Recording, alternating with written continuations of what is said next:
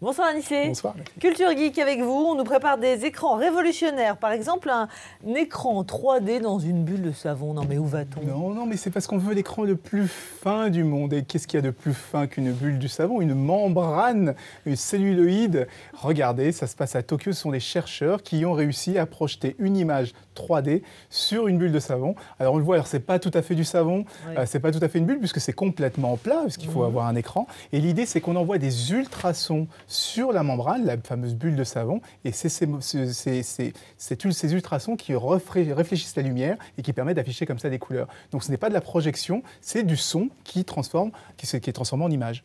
Alors Voilà. là, c'est tout petit, mais imaginez-vous demain, comme dans Iron Man ou comme dans Minority Report, on pourra avoir des écrans transparents et on glisse du savon à l'intérieur et on peut comme ça les manipuler. Pour le moment, ils ne sont pas tactiles, mais quand ils le seront, on pourra avoir des écrans quasiment n'importe où. Bon, bah écoutez, j'ai hâte d'être ce jour.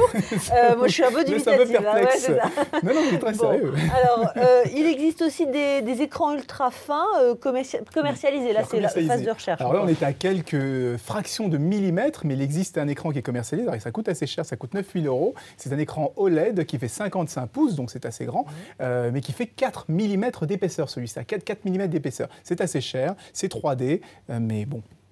On n'est pas encore à la bulle de savon, mais pour dire que tout le monde recherche à faire des écrans le plus fins possible.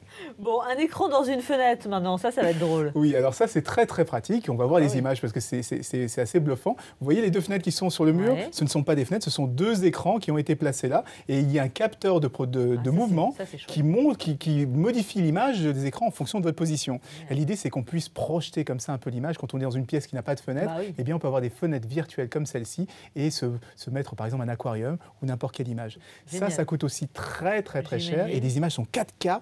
Donc ceux qui connaissent un peu la ultra haute définition, c'est ce type d'image. D'accord, j'allais dire, on peut tout installer en tout-seul. Voilà. On termine avec un écran qui déborde sur les murs et sur le plafond. Oui, alors ça, c'est pour ceux qui connaissent un peu la technologie Ambilight qui a été lancée par Philips, qui met des petites lumières sur le côté de l'écran. Et bien là, imaginez, on projette la même chose sur le plafond et sur les murs. Et donc, ça permet d'avoir une vision périphérique et donc d'être plongé dans l'action et d'avoir comme ça, ressentir un peu plus les films d'action. Ça, c'est le MIT qui travaille sur ce genre de choses. Donc, oubliez vos écrans d'aujourd'hui. Prenez-vous pour les héros, soyez dedans. Plongez dedans. Merci beaucoup, Anissé.